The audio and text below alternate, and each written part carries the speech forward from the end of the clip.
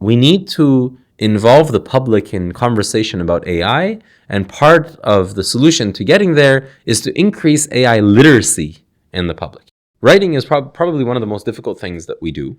And we're now given shortcuts and cheat codes with things like ChatGPT, but I would advise my students not to use ChatGPT for writing, because really the process of writing itself is the process of thinking. And many people might not see it that way, but writing is thinking.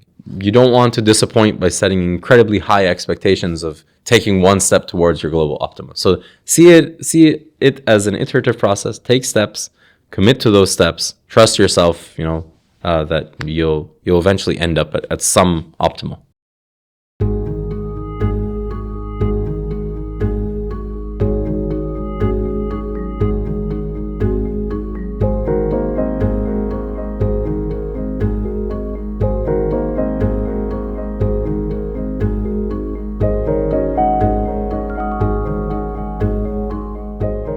Welcome to the Vox Intellectus podcast, Professor Amir-Hossein Karimi. Thank you for having me. So I wanted to start with this question. You're a man of many hats. You're an assistant professor at the University of Waterloo. You're an affiliate at the Vector Institute of, AI. And you are an AI startups consultant. You're a researcher. You're a student. And you're a teacher. But if I ask you, who is Amir-Hossein Karimi, what will you answer? Just take us down your path until now. Oh, excellent. So first of all, thanks for having me. It's a great pleasure to be here. And I hope what we talk about in the next half hour to hour is somewhat useful to the audience. Right. So when I was applying for my faculty job, I put a slide up at the beginning where I said, I'm a scientist, I'm an engineer, and I'm an entrepreneur. And really that's been the path for me. You're right. I've always been interested in many things, sometimes a blessing, sometimes a curse.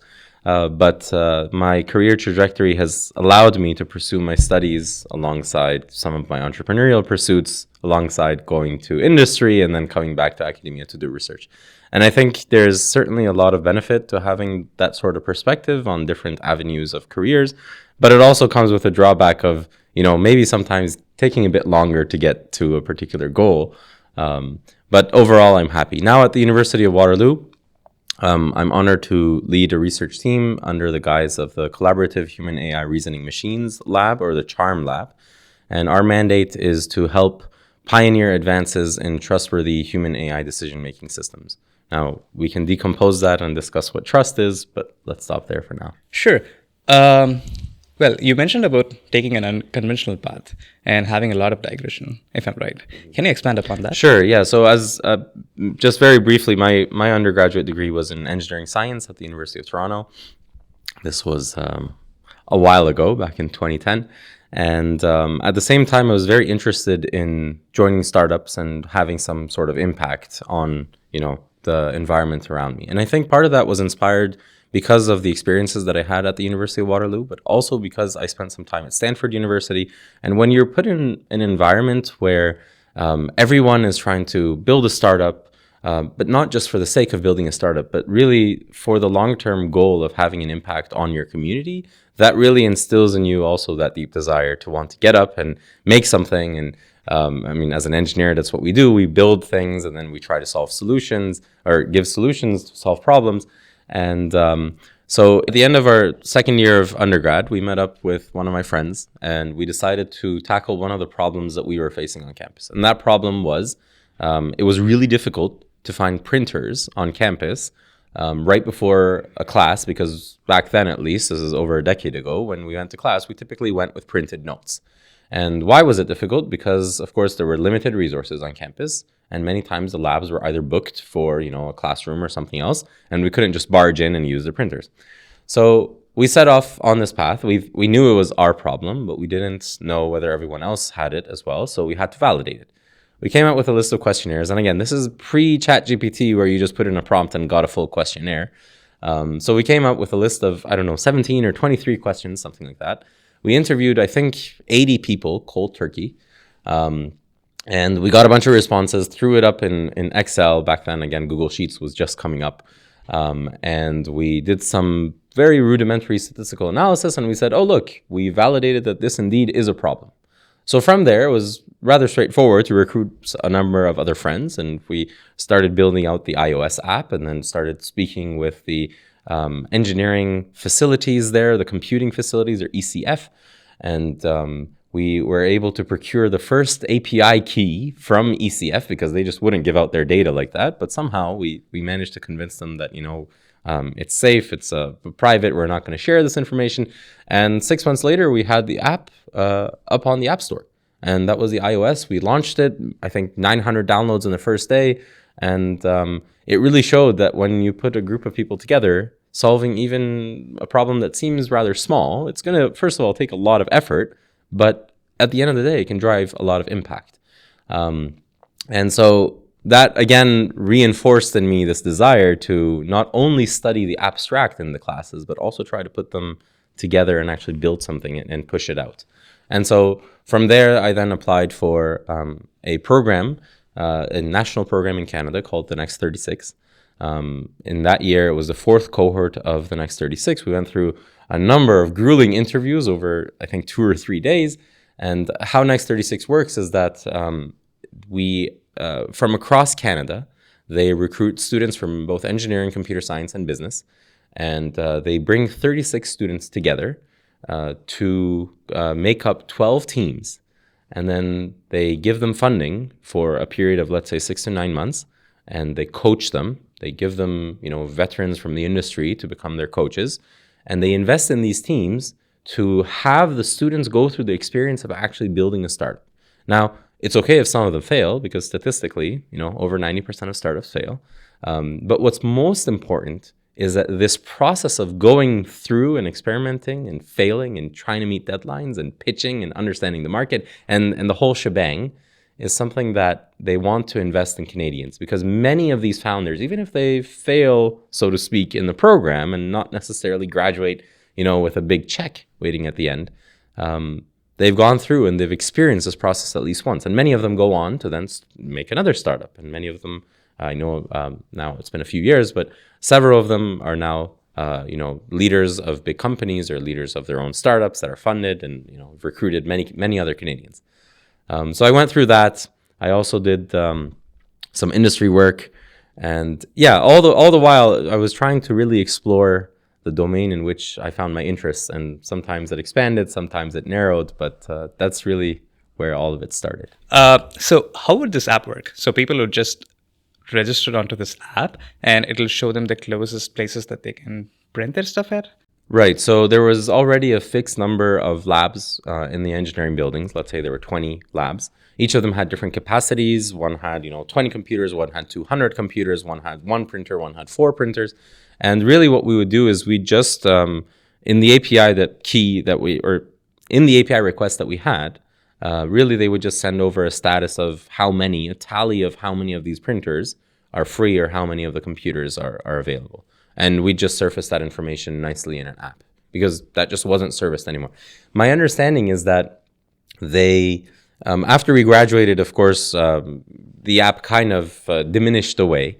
But I think the ECF, the Engineering Computing Facilities, then went on to make their own version, and they also put up, other forms of indicators in the hallways, for instance, that this lab is empty or this lab is occupied, or some scheduling.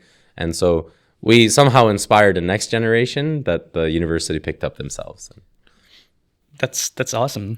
One of the questions that I had along your journey is basically you pursuing both your bachelor's and your master's in Canada, so as to say, and going for a PhD to ETH Zurich. Yes. What made you take the decision, and what was the differences that you found, essentially in academia or research landscape compared to Europe and North America? Right. So I was, first of all, very privileged to do my bachelor's at UofT and then my master's at Waterloo. And it was strongly suggested to me by my mentors that if I were to stay in academia, I should, at least this is how it works in this day and age, to try to build up some diversity in my academic career and have diversity in my pedigree as well. And so I did my master's here under Alexander Wong and Amir-Hossein. Alex was in the system design engineering department, and Amir-Hossein was in the stats and actuarial sciences department, or the computer science. And when it came time to apply, I tried to target places that were a bit outside of Canada. Now, there's a funny story about me ending up at ETH. So my PhD was a joint program between ETH Zurich and Max Planck in Tübingen. For those of you who don't know, Max Planck is this very big research institution, but not just in one building. It's actually 88 different institutions under the guise of Max Planck. And they're spread out all over Germany with a few satellite locations outside of Germany as well. And the city that I ended up spending most of my time in was the city of Tübingen. And Tübingen is south of Stuttgart. It houses 4 different Max Plancks. So 4 of the approximately 80 Max Plancks that exist are in Tübingen. We had cybernetics and biological systems and intelligence systems, etc. Now, Tübingen is also known to be the mecca of machine learning because it really is a hub right now with all of that's going on with Cyber Valley and the IMPRS program and intelligence systems. And there's a lot going on for machine learning in Tübingen. And so I initially hadn't really thought about applying for Europe for a PhD. I was primarily targeting the US. But sometime in early November, now consider the fact that deadlines for US schools are typically early December or max end of December. So when I say early November, you can picture that I'm only just starting to, polish a bit of my first drafts of applications, writing a statement of purpose, maybe reaching out to some referees to write me a reference letter. By no means was I ready to submit an application. So I vividly recall that on November 13th, this is back in 2017, I'm trying to expand my horizons and I'm trying to search for potential positions in Europe. And I come across this very interesting one called the Cambridge-Tübingen program. Now, again, when I say Tübingen is a mecca, that's really because Tübingen has a lot of ties, Max Planck in Tübingen has a lot of ties with several institutions across Europe, including ETH Zurich, where I ended up, including Cambridge, including others. And so one of the places where you could do a joint program was the Cambridge-Tübingen program. And I came across this, and this was November 13th, 2017. Incidentally, the deadline for applications was November 12th, 2017. And one of my principles in life is 100% of the shots that you don't take are a miss. So I remember being, in fact, in this building, I was a master's student then, frantically writing an email to the person whom we had to send our material. And I said, look, I'm a Canadian student. I'm very much interested in doing, research in this direction and becoming a PhD student. I've just noticed, and I was being completely honest, I've just noticed that you had a deadline, which was yesterday. Is it possible by any chance to still submit my application? And again, by no means was I ready. I mean, I was maybe on my second or third draft of my statement of purpose, but something like that, you need to go through several iterations. So it wasn't at the level that I wanted it to be. Next day, or a few hours from then, when it was morning in Germany, I get a response back saying, this was, I think, a Tuesday, saying you have until Friday to submit. And so I recall that I cleared up my entire schedule. And I said, you know what, this is one chance and they've given me a chance. I'm going to take this chance. I'm going to try to do the best that I can. And so I worked tirelessly until the end of the week and I submitted by Friday. And I was then invited to some interviews and the rest is history. It didn't work out with the Cambridge-Tübingen because the ETH-Tübingen one was a better fit. And so I ended up going there. And it was interesting because I then got some other offers as well. But it turned out that this one was the best offer on the table at the time for me, even though I could have just stopped and said, well, I'm past deadline and perhaps I shouldn't go for it. That has happened several times to me in my life where it's just reinforced this principle that, take your shot. It might not work and that's okay. But if it does, then it might be the best thing that's ever happened to you. And so I checked off the box of wanting to do a PhD abroad and wanting to build off that diversity. It was very difficult to move from Canada to Germany. It was an incredible sacrifice, both on my part and on my wife's part and my family's part. Waterloo at the time, I was fortunate to be one of the top students, and they were incredibly generous with their package for me to stay here in the computer science department and do a PhD. I was also awarded the NSERC Canada Graduate Scholarship, or CGSD, which was basically tax-free money that came in at a very high amount, which would have given us a very comfortable lifestyle. But that itself scared me a bit. I said, maybe it's a bit too soon to feel too comfortable. And so all of these, of course, it's 2020. Hindsight is 2020, and it's easy to say in retrospect. At the time, there was a lot of uncertainty. We were scared a lot. We were going to a continent and a country that we'd never been.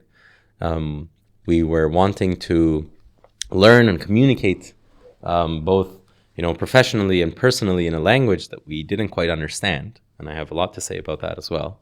But in the end, I think we made it work. And my wife and I are incredibly happy that we have a chapter in Germany and Switzerland. Did you want to get a new experience and that's exactly why you went to Europe?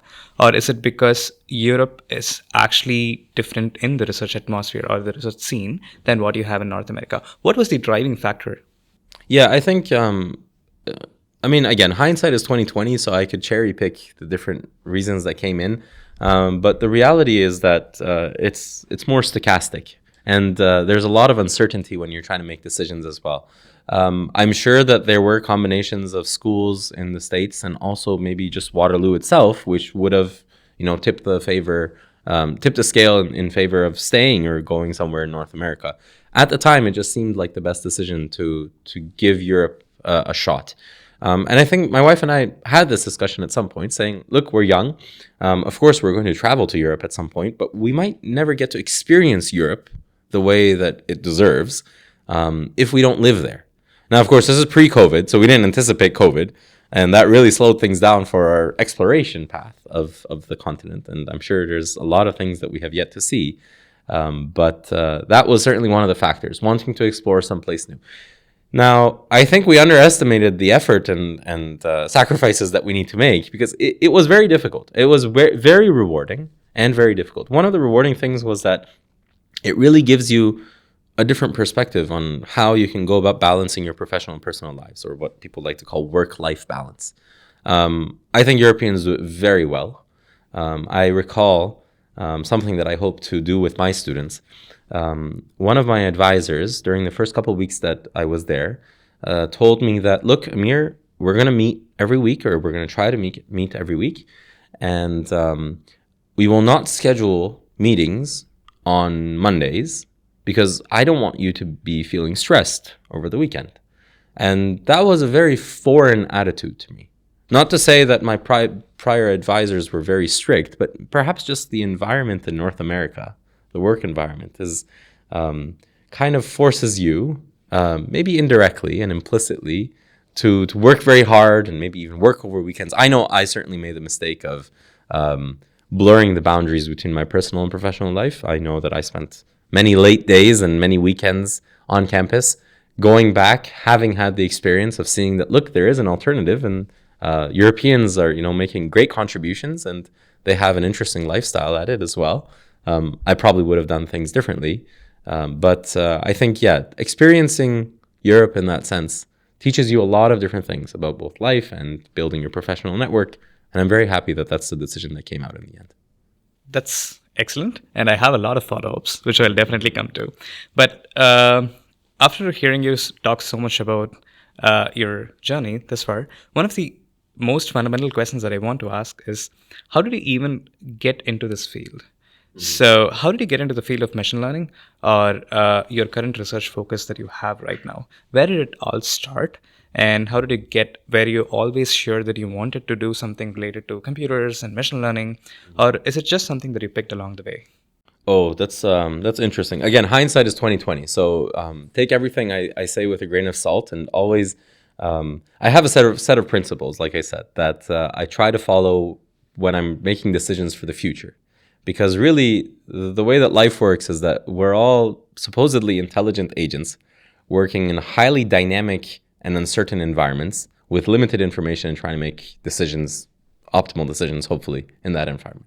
And it's always hard. We're going to make mistakes. And maybe at the end, we can get to simple heuristics for how to actually make good decisions in life, or at least fail quickly. But for me, I was always interested in math and numbers, even as a kid. I remember in high school, one of my great teachers, who taught us calculus, or high school level calculus, always referred to me as Mr. Software, somehow because maybe I presented my thoughts algorithmically. But algorithms are always very interesting to me, even as a child. And when I joined the University of Toronto, I joined a program called the Engineering Science program. And engineering science is like put all the engineering programs together, cherry pick their best courses, overload the students a bit, and they can handle it. That was a grueling program. We started with 320 students, and at the end we had 180. But these were the elite students of Canada and those international applicants that ended up coming. So if anyone decided that engineering science was not for them, at the time, the University of Toronto would admit them to any other program on campus, not just engineering, but almost any other program at the bachelor's level on campus would welcome an engineering science student. So these are top students. And one of the reasons I went into engineering science, as opposed to, say, computer science at other places, was that it afforded me the opportunity to still continue to explore. I knew I was interested in algorithms, but I was interested, as I think the theme is recurring now, in several things at the same time. And I think one of the most important things someone can do in their bachelor's is to explore broadly. So especially for those who have a lot of interests and they can't decide among the vast set of interests that they have, the best thing they can do is decide on what they don't like. And so they need to expose themselves to a lot of different experiences, whether this is student volunteership, whether this is internships, whether this is doing summer research, et cetera, et cetera.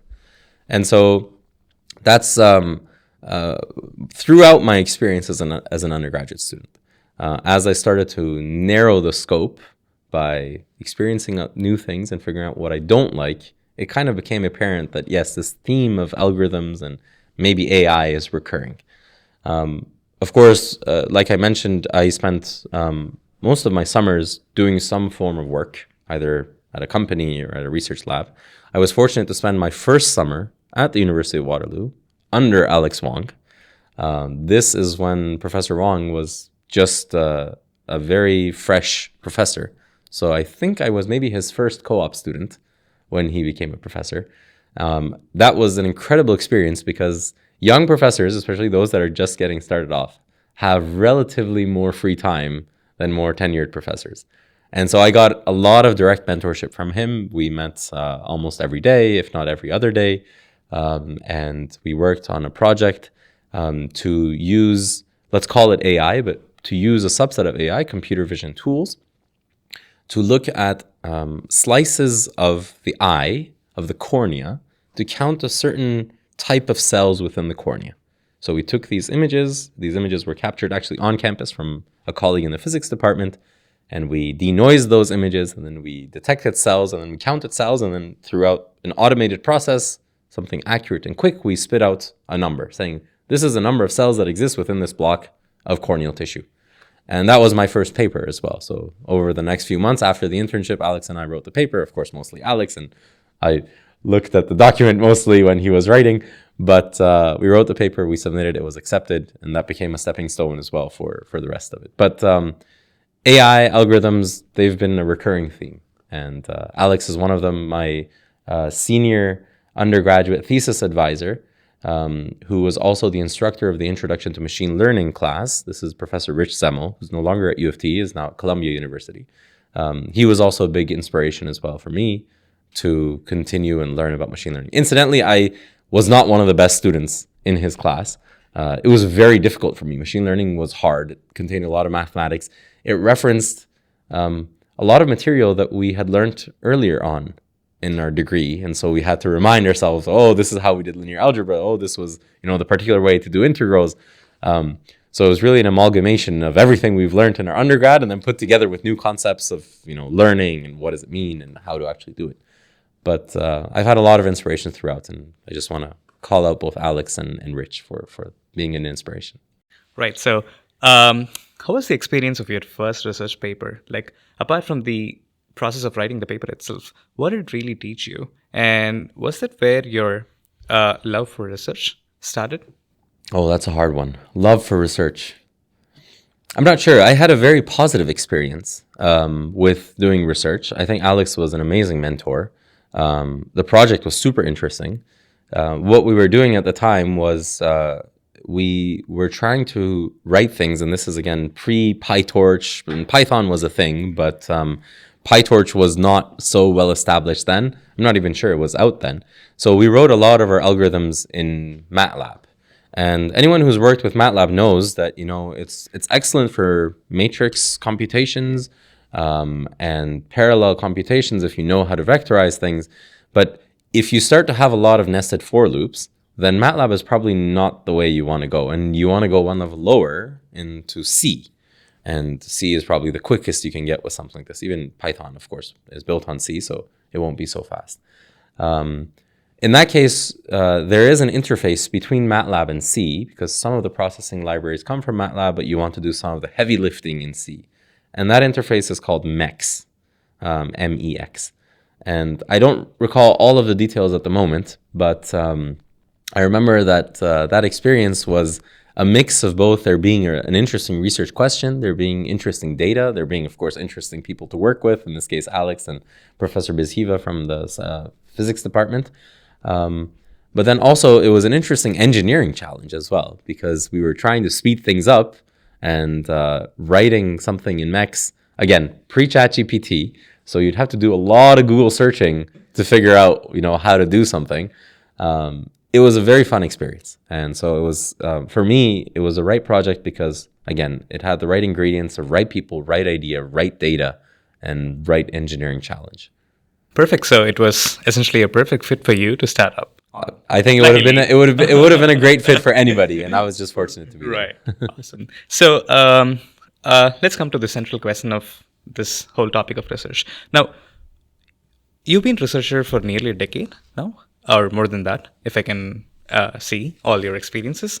So according to you, what do you consider as research? This is a very broad question, but what I want you to convey here is to essentially say, hey, there is no strict definition for research, but if you do X to produce Y, then I call that as research. What is this X and Y for you? Well, this is a very difficult question. Or in general, what was your initial conception of research, and what do you conceive of research right now? It's difficult because I've never really thought about it that way. I'm sure there's probably some definition of research that's all encompassing, but I think maybe let me mention a point, which is that I don't think research is necessarily limited to the things that we do on campus or in academia. Research could be anything like, you know, a Google search and going down a rabbit hole, studying about a topic and writing a school report. That could be research. Or there's various forms of research like market research for someone who wants to purchase a company's stock or, you know, make an investment somewhere. They're going to do some form of research. So research, I guess, really just means gathering information about what's already out there and maybe, if lucky, trying to push the boundaries of the information that exists by contributing just a little bit to that. That's how I would define research. I don't think I've actively tried to pursue research in my career. I've mostly tried to focus on problems that exist at various stages. There, you know, either as an engineer, there's a problem that you try to go and figure out how it's been solved in the past and how you could apply existing solutions to your domain. So you do a bit of research and then you do implementation, as well as in my PhD studies. You do a lot of literature search, which is, of course, one step in doing research. And you try to understand the boundaries of science as it stands at that particular point in time, the ideas that exist, how things have built upon one another, the lineage of how ideas have grown, and the limitations that the authors claim, and try to infer those limitations that maybe they're not entirely transparent about, and try to figure out basically the boundaries of what knowledge we know, at least what knowledge is public that we know, and then try to come up with a solution for whatever gap exists and then repeat that process over and over. One thing that you'll learn in research is that it never really ends, because you can always, or most of the time, you can push the boundaries of science just a little bit ahead, just with a new idea or with a new approach or with a new experiment. And you have to be humble in the face of unknown unknowns as well. in that you may think that you've solved a problem, but there might be something else that might show up that you just haven't thought about before. And so you have to be open to doing the research process again and going for that. So along these lines, I want to move into Charm Lab, the lab that you manage, the lab that you supervise. So what is the philosophy of this lab? Why did you start it? And what is the current focus of the lab? Right. So the Charm Lab, or the Collaborative Human AI Reasoning Machines Lab here at Waterloo, we have a number of students, graduate students, co-ops, and MEng students that are here. And our mandate is try to contribute towards advances in human AI decision making. Now, or trustworthy human AI decision making. And I was on a panel yesterday on trust in AI, and one of the first questions was, how do we actually define trust? And it's one of these terms which is a catch-all. It's trying to be an umbrella term, all-encompassing of all the good things that we want in a system.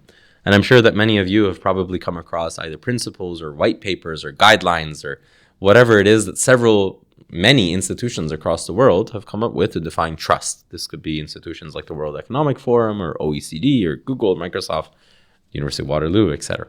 So let me distill kind of what all of these folks are saying. Trust in any system means that the system that you build works as intended, and we can define what that means as intended, and otherwise fails gracefully. So let's draw an analogy. Every one of us have in our homes a series of machines that enable us to offload our physical labor to those machines. This could be like a washing machine or a dishwasher, etc. Now, what does it mean for a washing machine to be trustworthy? It means that you give it a load of clothing. You expect that after some amount of processing or computation, it returns an expected result, in this case, clean clothing.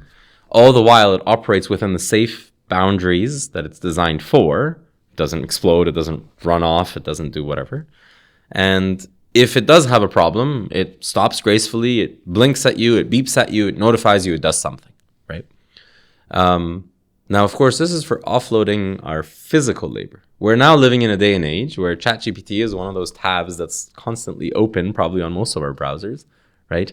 And we're using it for a lot of our intellectual activities. So we're using these tools, either GPT or Cloud or whatever model that you prefer. We're using these to offload our cognitive labor to them. However, the rate of adoption has been much faster than the rate of actually research in making sure that the guardrails and the safeguards are there such that if something goes wrong, the system can fail gracefully. So the two conditions for having a trustworthy system, it does what it's intended to do. That's also questionable, and a lot of outputs from large language models take hallucination, for example, take a lot of errors that could exist with reasoning, et cetera, et cetera. But also when things fail, we're not entirely sure that we get notified of it or we understand it or that, we know how to go forward from there. And so I think this is one of my worries is that, rate of adoption of these systems is much faster than the rate of research trying to catch up to it. But that also brings up the urgency and necessity of having these safeguards there, because we're really now, using something like a washing machine is second nature to us, using something like these AI systems, not just personal AI systems, but also really across the industry at all levels, at all forms, at all roles, everywhere. These are being adopted, and we need to make sure that these systems work as intended and fail gracefully otherwise. So that's the importance of why we want to have solutions for trustworthy human AI decision making.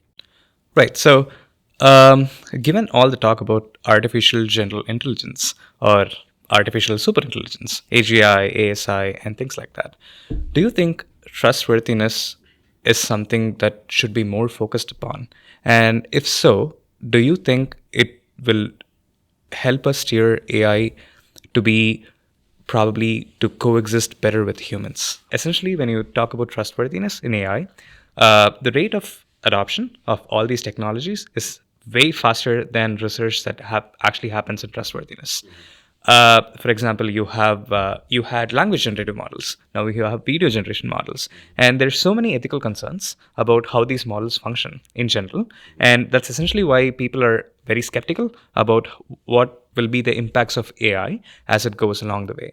Now, trustworthiness is going to be a very important concept because humans have to trust in what they create for them to use it peacefully or gracefully, so as to speak.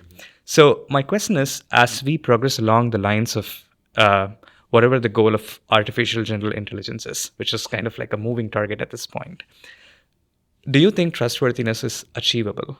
And what are the steps that people should take to achieve trustworthiness?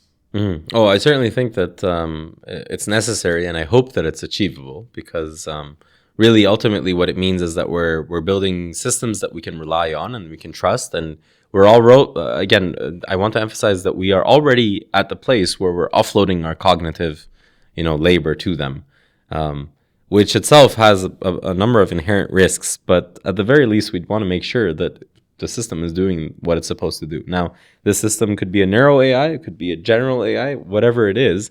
If we're going to be interacting with it, and if we're going to be delegating some tasks to it, then we'd better make sure that it's doing what it's intended to do correctly and otherwise fail gracefully.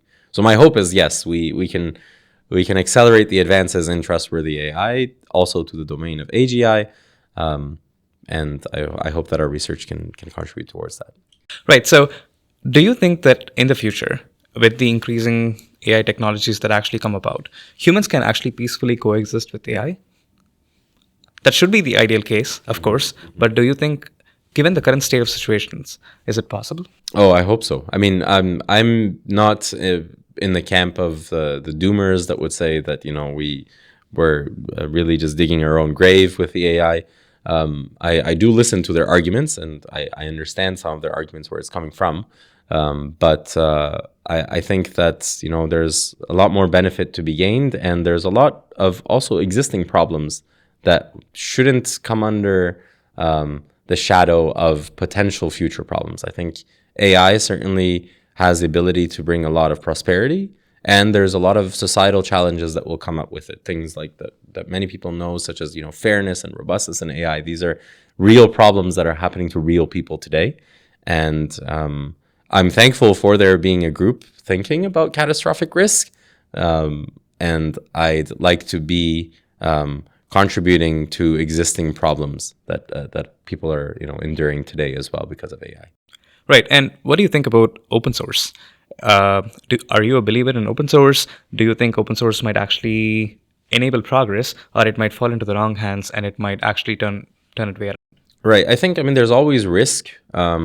Any tool that you build, and I think this falls under the umbrella of dual use technologies. So any tool that you build could be used for good and could be used for harm.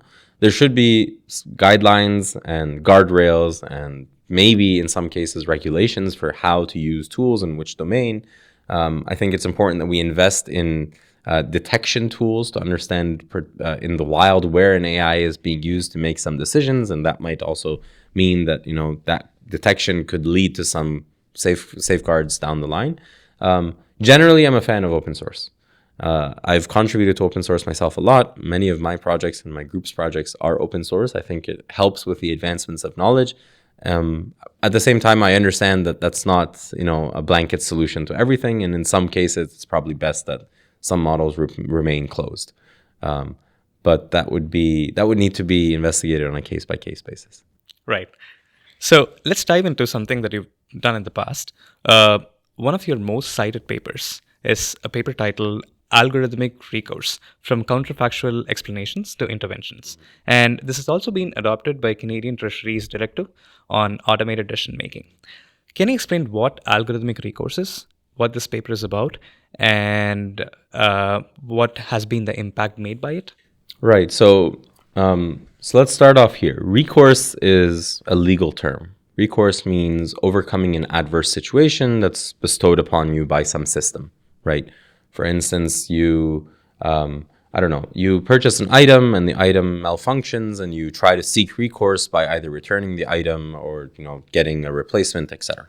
That's recourse. Now, algorithmic recourse means that you try to seek recourse in a system where an algorithm was part of the decision-making process for that. The example is that most of us, at least living in Western countries, are living under a credit-based system where each of us have, a credit with the bank. You can look up Equifax or TransUnion, etc., and you get your credit. And this credit is used to, grant you various, let's say, financial instruments like a mortgage, like a loan, like a credit card, etc. And it's quite common for you, I've experienced this, I'm sure many have, that you try to apply for one of these financial instruments, you try to get a credit limit increase on your credit card, and they say, why don't you wait for a few months, right? Or you try to get a mortgage and one bank might say, well, I'm going to give you at this rate, or I'm not going to give you one at all. And so algorithmic recourse in this case means that if there is an algorithm in the back end, and of course many banks use algorithms at various stages of their pipeline, if there is an algorithm in the back end, and if it doesn't give you, the resource that you're looking for, don't confuse resource and recourse, they're very similar. But if you're seeking a loan and you don't get a loan, then the next best thing that you can get is a recommendation as to what you can do to get the loan the next time you apply. And that's what algorithmic recourse really means. So can we have a set of actionable recommendations given to individuals that were denied, let's say, a loan, so that the next time they apply, they can get the loan. Now, of course, it's not just for a loan. Let's say, in the medical domain, someone's denied you a particular treatment because of some of your circumstances, your blood pressure is high, or you have a particular set of characteristics that you are not eligible for treatment, then recourse in that case would be, well, if you do this and do that and exercise a bit and sleep more and, drink more water, etc., and come back in 3 weeks, then maybe we can reevaluate this treatment, right? And that's another form of recourse. So recourse, algorithmic recourse, again, if there is an algorithm in the background, is giving a set of actionable recommendations to individuals so that they can overcome some situation that's undesirable for them, some adverse situation. That's what algorithmic recourse is. Right. So along these lines, what does it take to write an impactful paper? So let me rephrase it this way. How do you choose the right idea or the right set of problems to work on so that it actually turns out into something that is impactful? I think this is more relevant for students who are perhaps pursuing a career in research, especially starting out on their master's or PhD, where, including me, it's quite hard because there is no defined principles as to choose what you have to work on. So, but of course, everybody wants to create an impact. So what bridges the gap between choosing a topic and impact, and how does it correlate? Oh, I wish I had, a good answer for this, because that would also help me in my research. But let me maybe give 3 recommendations, things that I would consider if I were doing a degree again. And this is by no means comprehensive, and there could possibly be limitations of this approach. But these are things that I think any student can benefit from. So the first one is choosing a good research environment. And that starts not from the school, but most importantly, possibly from the lab and the PI that you work with. So, of course, as we're getting started in research, whether you're an undergraduate student or you're a master's student or you're a PhD student, etc., you are only just starting to learn the process of reading the literature, thinking critically about the ideas that are presented, trying to implement some of them, and then maybe hopefully advancing them a little bit and communicating them well to the outside world. And it's very important to have good mentors for this. So good mentors not only come with good ideas, but they can really fine-tune your learning path so that you can do the process of research quickly and iteratively, and you can grow well to become a good researcher.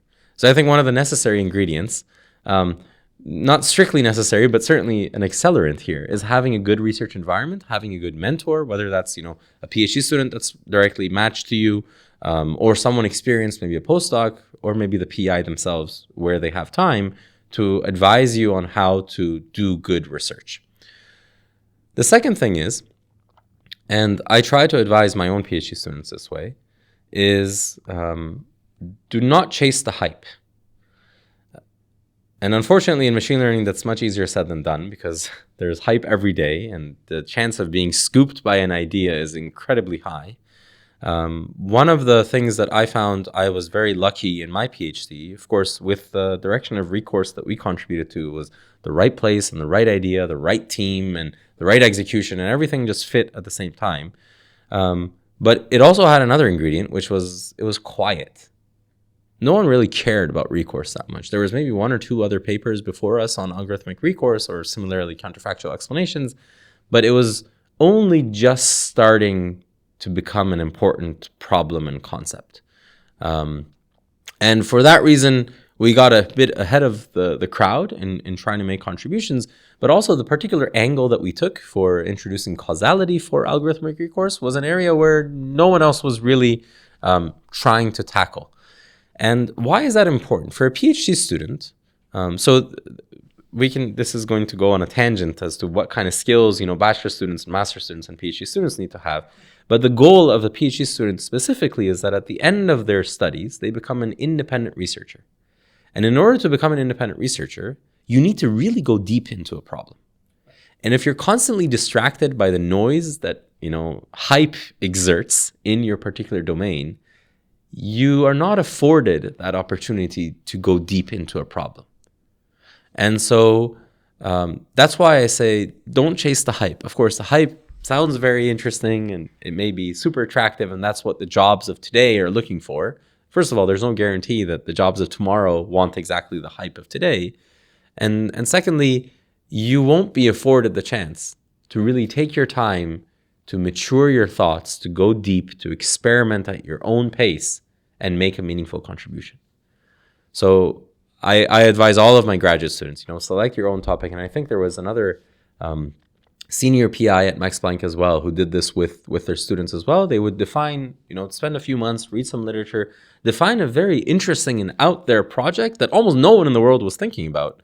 And, without exception, when the students graduated, they had a marvelous thesis, something that was it wasn't just an advancement in an existing dimension of research. It was a new dimension of research altogether. And so I think, just echoing again the earlier point, having a good PI also means a PI that's willing to take a risk on you to together explore something that isn't going to give immediate returns and possibly might fail altogether as well. And you need to have the courage to, pivot and change paths, and that's okay. But I think one of, again, not strictly necessary, but an important ingredient in having success as a graduate student, especially as a PhD student, is selecting topics that are not too hype. The third ingredient, and I think this is probably one of the highest ROIs that any researcher can have, is spend quality time on writing. Writing is probably one of the most difficult things that we do. And we're now given shortcuts and cheat codes with things like ChatGPT, but I would advise my students not to use ChatGPT for writing, because really the process of writing itself is the process of thinking. And many people might not see it that way, but writing is thinking. Anytime you're trying to write a paper, anyone who's written a paper has this experience. Once you put pen to paper, then you realize, oh, maybe I need to run this experiment as well. And maybe I need to tell this part of the story as well. And quickly they come up with a long list of things they need to do. And sometimes we also get overwhelmed by not being able to do all of them by the deadline that we have set for ourselves. But writing is not something that you do after the fact of doing research. Writing is part of the process of doing research. And it's important to spend a lot of time on quality writing and telling a good story. I think that's one of the feedbacks that I've been given for my research. I mean, there's of course some formalism to what we do and some technical contributions and some novelties in terms of new ways of thinking about things and merging different ideas together. But I can guarantee you that had we not spent the time on actually telling a good story, it would not have had the impact that it has right now. And there's a lot of very interesting research that people do that's either confined to their notebooks or to their heads or to some lab report somewhere, that's not communicated with the world in the best way that it could have. So writing, I think, should be, again, perhaps not strictly necessary, but a very important ingredient in doing good research is also thinking about how you would communicate it out to the world. And that is throughout the process of doing research is when writing should be involved. Right. So you believe that the quality of the publications should triumph the quantity of publications, because this is a relevant question right now, because right now in the ML space, in the current ML scenario, people actually look at how many publications you have, and essentially if there are top conferences and stuff like that. So inherently there is a discourse that happens wherein people who have a lot of publications essentially get a lot of opportunities done. But people who actually have probably a few publications, lesser than that, do not get, or at least that's the conceived notion in the space right now. Do you think that is true? And do you think what should one strive for in their PhD or in their research program? I'm sure that many systems throughout the history of mankind have inefficiencies, including the current system in both industry and academia and machine learning. In academia, I mean, we're fortunate at the University of Waterloo where quality is actually very valued, but there are many systems that, the publish or perish culture is very much alive, and that puts a lot of unnecessary pressures on various individuals within the system, from the PIs, in turn the students, etc. I would find myself more in the camp of quality over quantity. I think it's a tried and tested strategy throughout history. And I would also advise my students to do that. I think many senior researchers would also attest to this, that among the very long list of contributions and papers that they and their collaborators have had throughout their career, they would probably point to a small fraction of them that have had the most impact outwards and also on their careers. And of course, it's kind of hard to know in advance which of those papers will have those impacts. But I think trying to go for a strategy of maximal output rather than maximal quality is probably not so well. True. I guess I also follow that. But that's really valid advice for people who are actually confused in their programs as to what they have to do. So let's go into your teaching side, because that's a very interesting part of your career right now. You recently also won the Igor Ivkovic Teaching Excellence Award at the University of Waterloo for your course on Introduction to Machine Learning. Can you talk a little bit about that course, your interest for teaching, and how you essentially, what is your philosophy behind teaching? Yeah, absolutely. So let me connect this to the last point I said about writing. And I'm echoing a few things that I talked about in my teaching statement when I was applying for a faculty position. First of all, I'm a big believer that when one teaches to learn. I found myself many times put in the position of either coming up with a presentation or a tutorial or some class, and part of my hesitation or fright about actually approaching that was because I may have not understood the topic quite well. And throughout the process of actually going through teaching it or presenting it or talking about the material, I've learned something better about that itself. So big believer in when one teaches to learn. Now, the other thing I want to say, tying it back to the writing part, is that teaching is not just getting up in front of a class, doing a one-to-many synchronous presentation of material. Teaching could be any well-presented formulation of ideas throughout several different media that is available to us today. I was going to say on the earlier comment that writing papers is not the only way of doing research or making contributions. We know of many, for instance, blogs that exist online from which we've probably learned a lot more than we have maybe from our classrooms or from our advisors or from the latest conference, right? And so there exists today, at least, many opportunities for us to either, do a tweet thread and inform someone and teach people of some new idea. Write a detailed blog, or maybe write a very fancy blog on Distill, or do a YouTube video, or have a podcast and have discussions about various things, or write papers the traditional way, right?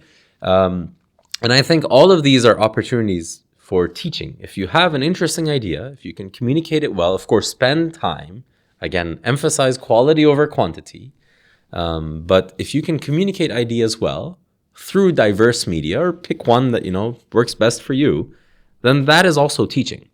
And now, why is teaching important to the public? Why is literacy important as a whole? I think I want to reference last year's World Economic Forum report. So the World Economic Forum, their committee, they get together every year in Davos, Switzerland.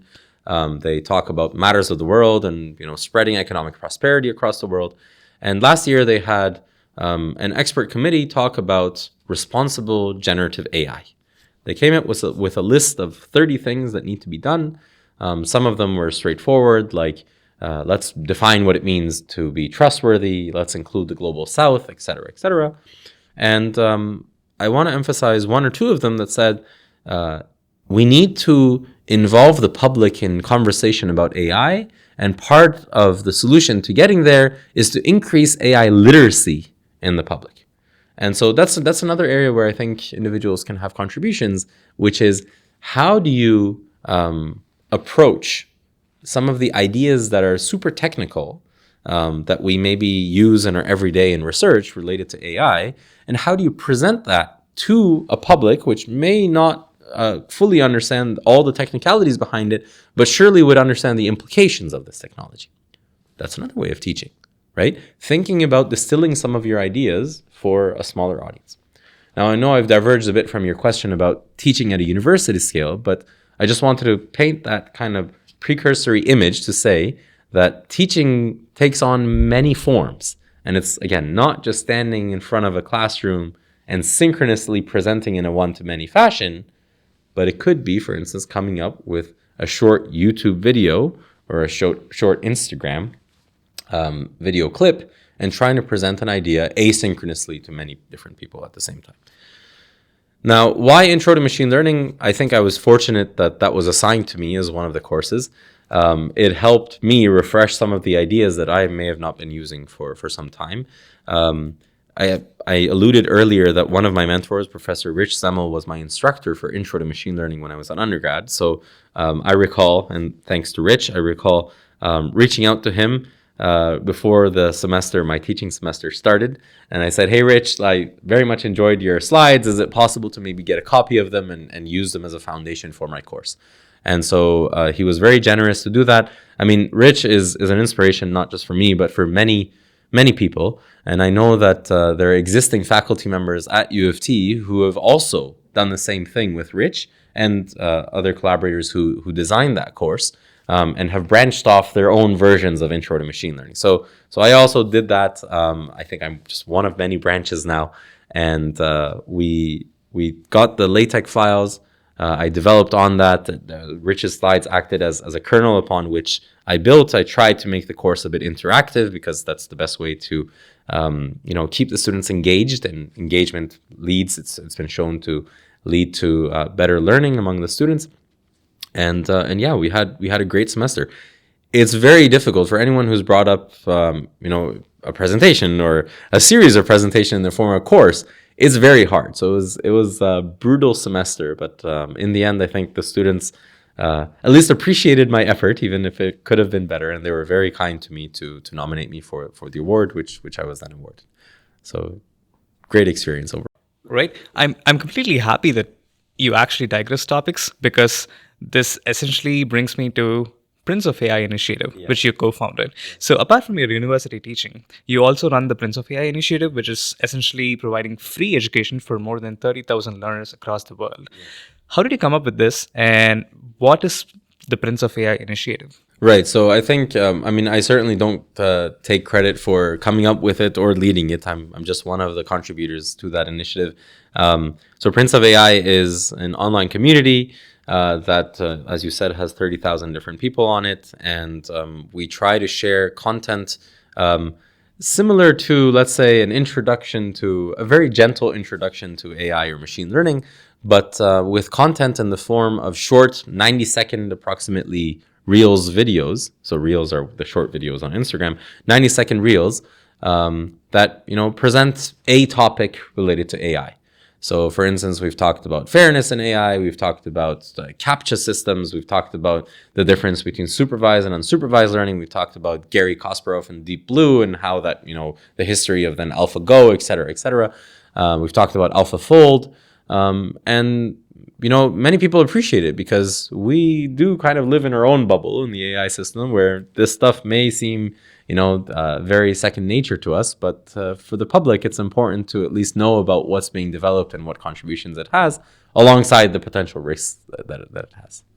Right. So, just a fun question: do you prefer the blackboard or the slides? Oh, definitely slides.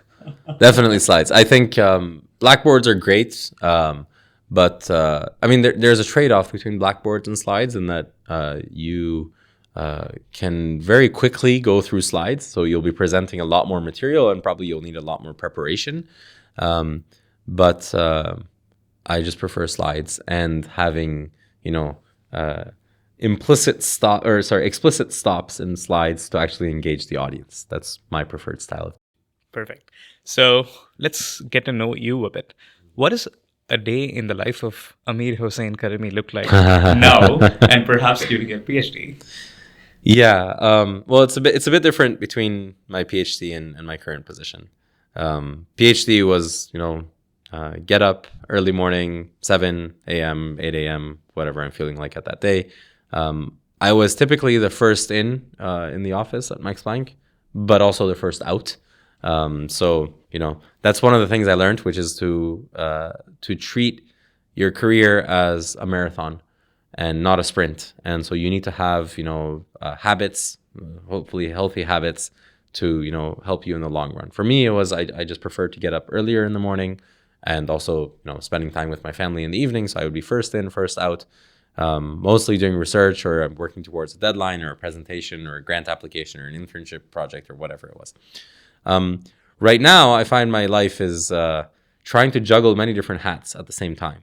So I only jokingly, but this is the truth, say that I'm a researcher in the morning, a recruiter in the afternoon, a teacher, later in the afternoon, and probably a fundraiser at night. And I called it. I called you the man of many hats. Right. I mean, that's just part of the job description, which is trying to juggle many of these different things. It's a bit difficult because we really don't have formal education on many of the things that we're expected to do. But there's a lot of support. There's a lot of faculty support from more senior people in the department, but also the university provides support via several different ways to help us, for instance, with fundraising or for how to better our teaching practices, etc. But yeah, it's a lot of different things at the same time, and blocking off time in your calendar to sit down for a couple hours to do one thing back to back is probably the most underrated skill that I have yet to learn to do well, and I hope to master that. What drives you every day, though? What makes you get out of bed and go into the day to face the challenges, especially in a field that is probably developing at a really rapid pace, and there's just so much to catch up? And typically in the life of somebody who does a lot of stuff like you do, there's going to be a lot of challenges in firefighting to do. So what really motivates you to get all this done? Right. That's a question I haven't really visited in a while. I think generally I've in life been very fortunate to have been afforded a number of opportunities, and I hope to be able to afford those also to my students as well. So certainly my students, both in the classroom and also my graduate students in my lab, they're a big inspiration. I think looking back on my graduate studies, one of the most rewarding aspects, besides internships and besides papers and presentations, etc. But more important than those was seeing your graduate students grow from, what the potential that they had to actually realizing that potential. I see that in my students today. I see that in students in classrooms, people that come in, maybe they're a bit scared at the start of semester because they see, a topic that they're not familiar with and they need to refresh their memory on some maybe fundamentals. But they come to you at the end of the semester saying like, look, I powered through and we did this together, and I may have asked some silly questions, but you answered them, and now here we are. And that's possibly the best driver that one can have is seeing. It's the best reinforcer for sure. It's the best driver because, every day, every semester, you see that students are achieving their goals and, becoming a better version of themselves. So that's a big driver for me. Of course, there's a lot of the trust in AI stuff that I've talked about earlier, which sometimes has alarm bells going off in my head, but that's of course research, and I think we should pursue it with a lot of urgency as well. Yeah, that's truly selfless of you.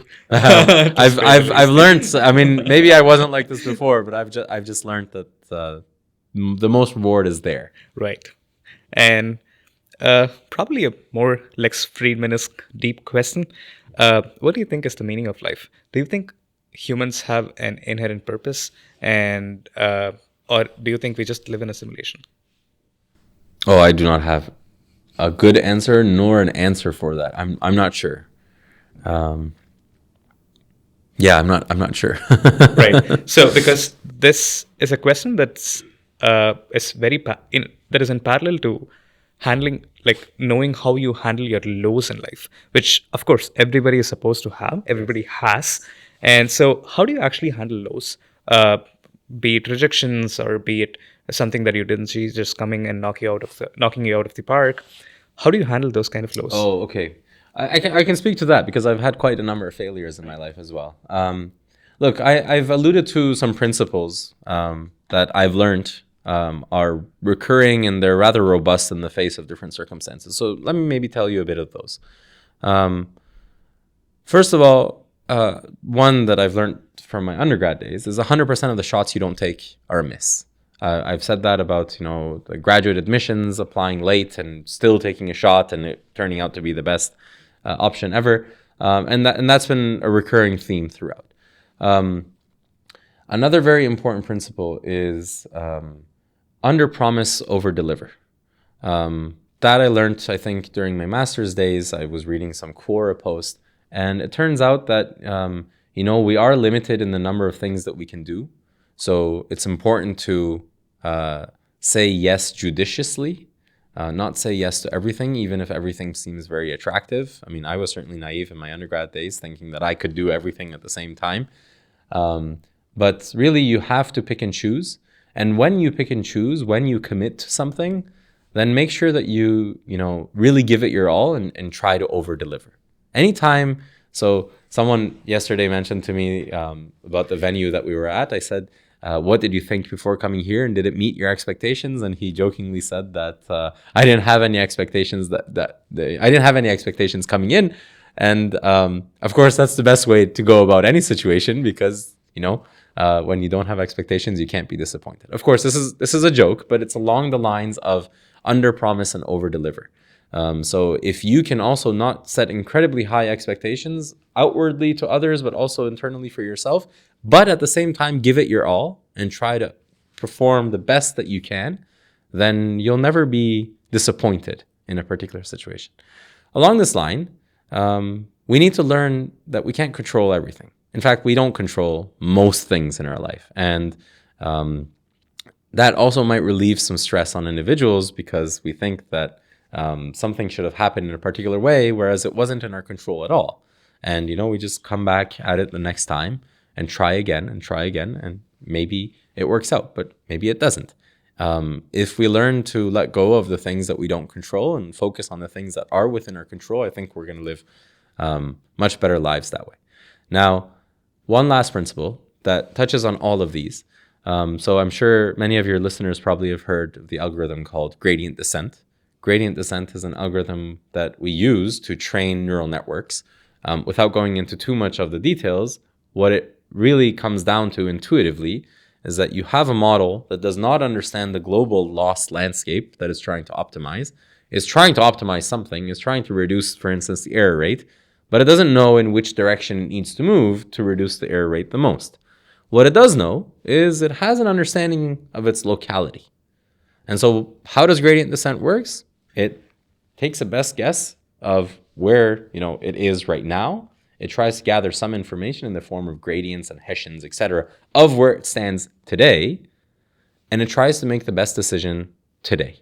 So literally the next best step. And then when it gets to the next point, it repeats the whole process. It has an understanding of its locality, takes gradients, Hessians, whatever the algorithm is, and it takes a next step. And of course, gradient descent is called that because we're trying to descend to the minimum of a loss function. In life, we're trying to improve our situation, so it's called gradient ascent. But the principles still hold. In life, again, I'm just recalling something from earlier.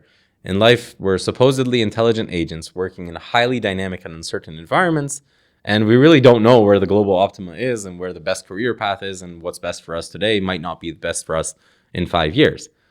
So the best we can do is really look at our surroundings, take the best decision that we can today, and importantly, once we decide on where that direction is for today, we need to commit to it for some period of time. That is exactly what you do in gradient descent. You take the direction of the gradient, you take some step size. Now, this step size in life might be, a couple weeks, it might be a couple months, it might be a couple years. That's fine. You take a step, and then once that step is finished, you reevaluate. You look at it, and you should be courageous enough to maybe change direction. That's fine. Or you realize, oh, in fact, this is the best direction to continue going down. So I really like the gradient descent, gradient ascent analogy to life. There's a lot of uncertainties ahead for everyone. You can't control most things. If you just sit and think, those are all the shots you're not taking, right? And you don't want to disappoint by setting incredibly high expectations of taking one step towards your global optimum. So see it as an iterative process. Take steps, commit to those steps, trust yourself, that you'll eventually end up at some optimal. Now, I believe that the purpose of life is gradient ascent. Well, one could it's say. such a convincing analogy that I've not even thought about at this point. Now, one of the questions that I do want to ask is, or the last question that I want to ask you to conclude this podcast is, what is your advice for people who are actually starting into the field of ML? What should they basically start with? And in general, just people who want to do research. What is your advice for them? I believe that this entire podcast in general was an advice, but if there is anything specific that you want to say, what will be it? It's a bit difficult giving advice. I hope that the principles that I've talked about is something that if people adopt, they find that it also generalizes to their careers and their lifestyles. I think maybe one last thing that I would say is about being too comfortable too early, especially because you're saying students that are just coming into this. Of course, besides finding good advisors and finding good problems and spending quality time to go deep into something and preferring quality over quantity and all that, I think I would say that you're young and you don't have too many commitments right now, which really affords you the opportunities to explore broadly. Going back to the gradient ascent analogy, what does it mean to go outside your comfort zone? What is the comfort zone in that analogy? The comfort zone means that if I've taken a step in this direction and that direction is familiar to me, I continue along that direction. Now, it might turn out that your circumstances change in a year or two, and you might need to change directions a bit. And you're going to be stepping outside your so-called comfort zone to explore the new path that you think is best for you at that time. Having the courage to do that is exactly what it means to step outside your comfort zone. And as one gets older and the commitments pile on, and maybe you have a family and kids and mortgage and all that, then your hands are a bit more tied in making those shifts more freely. So I think it's super important to, approach those with grace. And maybe let me end with this. Life is both short and it's long. Short in the sense that, try to come up with decisions concretely and quickly and act on those so that you can take a step and gather information about the environment and then take a step. And so act quickly. But also life is long. So be patient. Many of the things that we aspire to become or the goals that we have in life are things that don't happen overnight. They're the result of building blocks that we put one on top of each other without really a clear direction or instructions as to how it works in the end, but every one of us hopefully comes out with a masterpiece. And that takes time. So act quickly, of course, be smart about it, consult, understand your environment, take the gradient, figure out what direction you're supposed to take a step, but then take a step and commit to it and then reevaluate in 6 months' time. And it's okay if you come to the conclusion that this was the right direction, take another step, reevaluate another 6 months. And it's okay if you realize that probably wasn't the best thing. I've learned something about myself, I've learned something about my environment, something needs to change, let's change a bit. That's what I'd like to leave the audience with. Perfect. Thanks a lot, Professor Amir-Hossein Karimi, for Thanks for your having time and the conversation. I'm pretty sure that the listeners will have a lot of insights from this conversation. So. I'm sorry if I bored them, but if you've listened so far, I appreciate it, and hopefully you and all the best in all your future endeavors. Thank you. Best to you, Harsh.